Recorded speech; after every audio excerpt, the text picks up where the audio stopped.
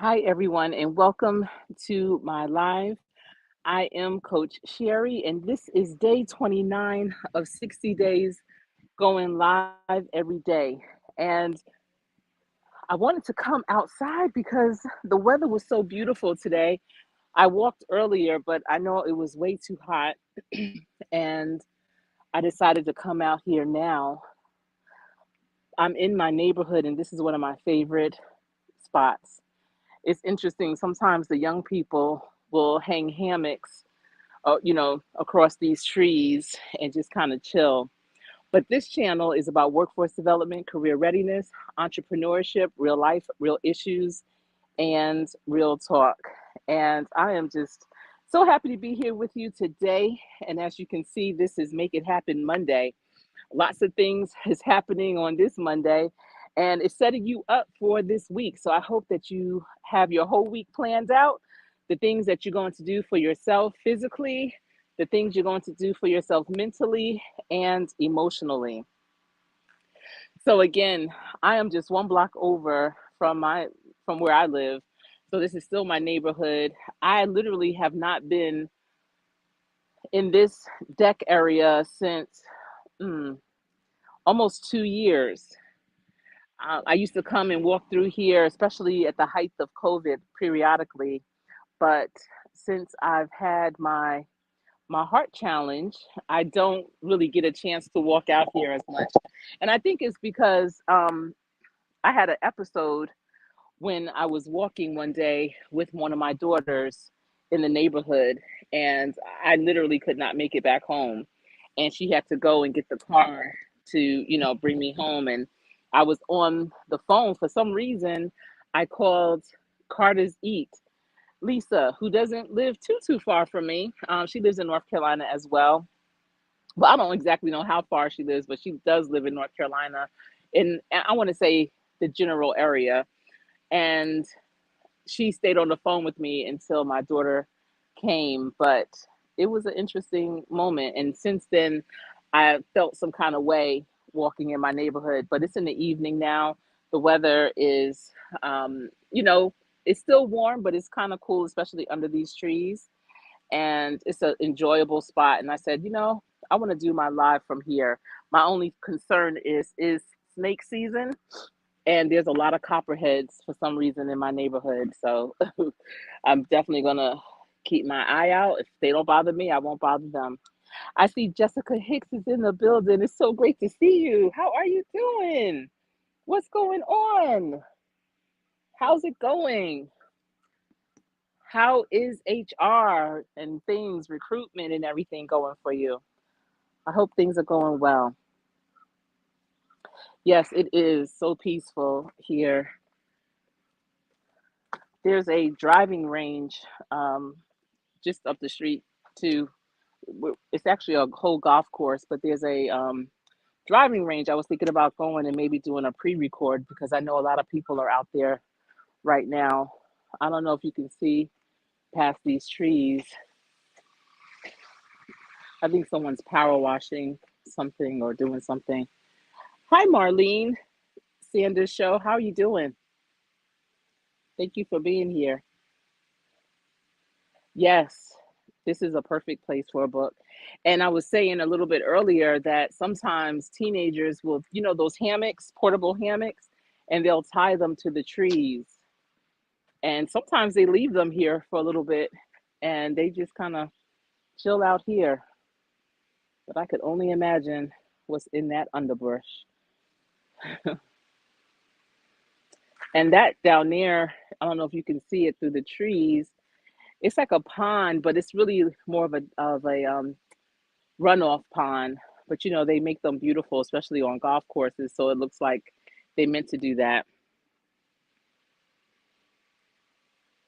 Yes. My son had purchased Black Cake, the book for me. I don't know if any of you had seen Black Cake. It was on either Netflix, Hulu, Stars, Amazon Prime. I don't know, one of those stations. And it was a really, really good series. I really enjoyed it.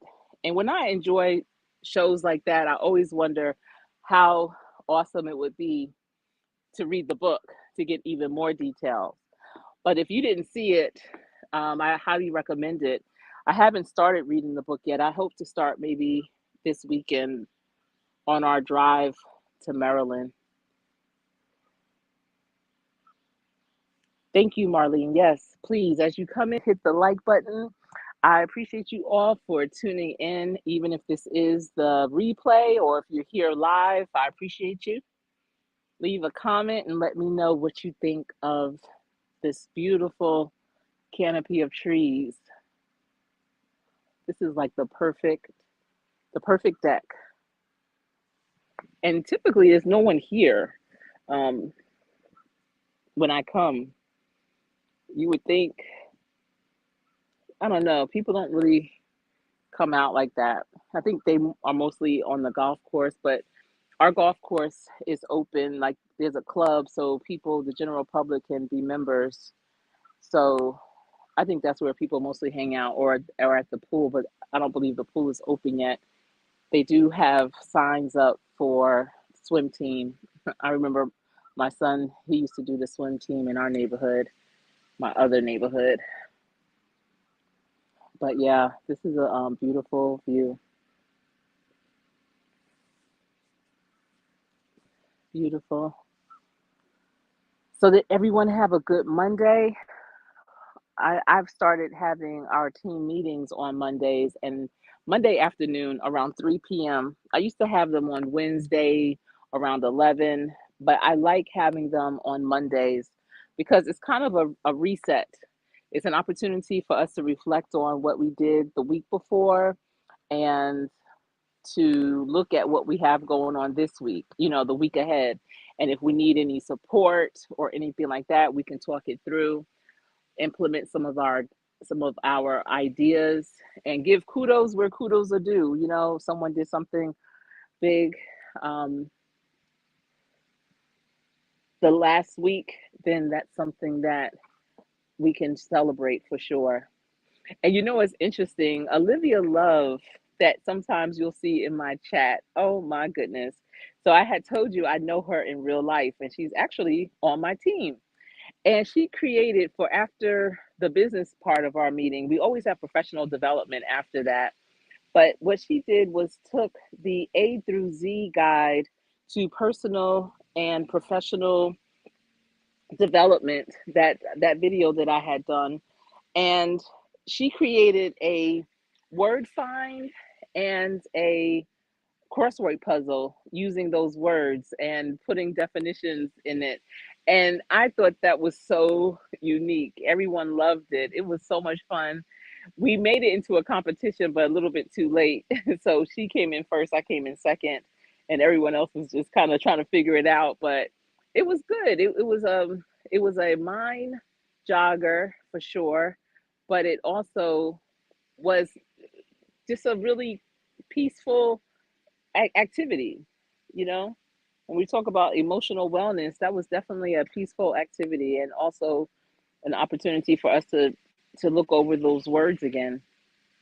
I really appreciate it. And Olivia Love, if you're looking at this replay or if you happen to come into this live, I want to thank you for that. That was very thoughtful. She really liked that video. This weather feels so amazing right now. It was so hot today. Let me tell you, here in Charlotte today, around 2 o'clock, I want to say, there was a shootout. And I don't know exactly how many, but definitely more than one officer was hit. So it was officer down. And I don't know. I hope they are okay. I mean, I hate it for anyone to get injured. You leave your house in the morning and the expectation is that you're going to come back the same way you left. So I can only imagine the families of those officers, and I don't know if anyone in the community was also injured. And I don't know all the particulars around it, but I do know there were a lot of cops around, um, plain clothes or plain card cops around trying to handle it, and they shut a lot of the areas down. So I say you can run, but you can't hide. No matter where you are, you have to be really careful, keep your head on a swivel, because you just never know what might happen any given day. It could be anywhere, anytime, you know? So it's just, you have to be prayed up, know that God is the number one in your life. He got you. Be grateful every day and ask for his protection every day so that you can be protected, because people are here for many reasons.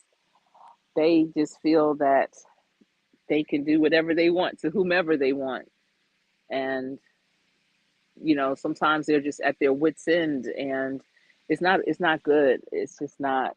And I'm hopeful that more people can start recognizing that, especially for someone in your circle, your family, and recognizing the challenges that they may be going through in relationships, with their careers, with their business. Look at the prices of everything, how they are increasing. And if your pay hasn't increased, then that can be really hard. Those decisions on food or gas is real for some. So um, there's a lot of resources out there. If you work in any capacity with others, even if it's people that are gainfully employed, if you, like, I know Jessica Hickson here is in HR, be aware of all the wraparound services that your communities have, so that if you do have an employee or someone that you personally may know in your community that is in a situation that just happened upon them, or you know who knows what has impacted their lives, where they could use those wraparound services. And that can include food banks, that can include clothing, help with utilities, help with their mortgage or their rent, transportation, any of those things that you feel that could benefit them, if you know what their needs are.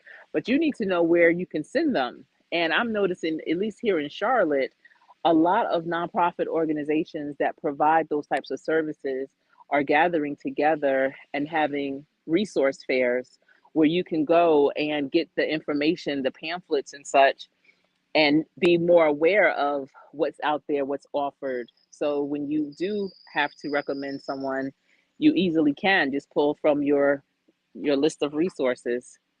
That is very, very important.